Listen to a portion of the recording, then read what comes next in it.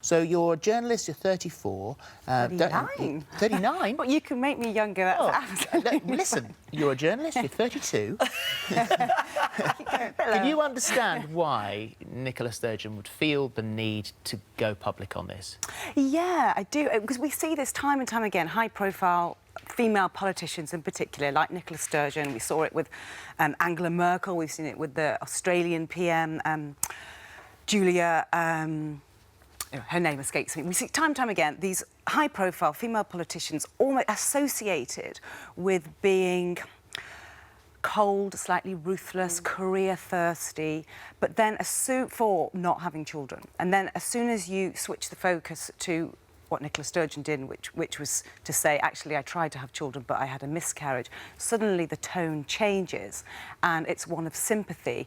And I think, you know, this just signifies so much how we still think of women as being the caregivers, the nurturant ones. Because it's not just in that sort of political world, is it? Because you yourself, you've come up against this, haven't you? Yeah, I mean, I've openly written about the fact that I don't want children, and I always bring it up on dates because I think it's important.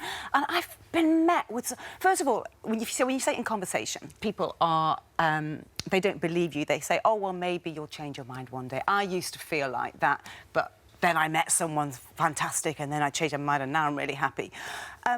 Or I've also put it on dating websites, and I got quite an abusive comment from a couple of guys. One said... how can you... are you one of these career-thirsty women that doesn't want children? And how could you deny your man the chance to have children? I wouldn't want to be with you. And then I went on a date with a guy once who said... he tried to be diplomatic, and he said, I find women that want children real women, and I find women that don't want children somehow not feminine. So you're pretty upfront about it, and you say that's one of the things you say. You go out on a date, and you're quite upfront about it. Why do you say that that these women can be oversensitive? Well, I suppose I'm a bit older. I'm 54, and I have to say, in my whole life, I've never had anyone say anything negative to me about not having children. But I suppose I've never really... I'm much sort of less passionate about the whole thing. I mean, I just sort of drifted into childless. Choice. It just I just sort of drifted into childlessness. But I do think it is true that, you know, people can be say quite mean things, like, you know, as you've had bad experience. But I can honestly say that people have been very diplomatic about. People don't really bring it up, but my friends who've got children, they don't really talk about it, and people would never ever make a judgment. Do you think it's very different for men and women in this situation? If a man goes on and doesn't have children, do you think he's judged in a different way to a woman? Absolutely. I think he's judged as being independent, you know, career hungry. It's totally accepted. When a woman does it, she's somehow thought to be not a real woman, or she's somehow thought to be putting her career first. I think there's this assumption that as a woman you should primarily be having children, be getting married, and you're somehow denying someone or even denying yourself something in order to have children, because men are just not judged that way. Successful child-free men are not judged. But it's the woman that ends up having to do most of the work anyway, take a lot of the responsibility, isn't it? So I do sort of think that some men are judged a bit, like Edward Heath or something, because he didn't marry and have children. People did think he was a bit, you know, it doesn't help someone's career. People like people to look sort of normal, don't they, and feel sort of certain... Sort of fitter certain things. But Nicola Sturgeon, this is the Sunday Times, and it published extracts from a new book, and she openly discusses the fact that she hasn't got children. If the miscarriage hadn't happened, would I be sitting here as First Minister right now?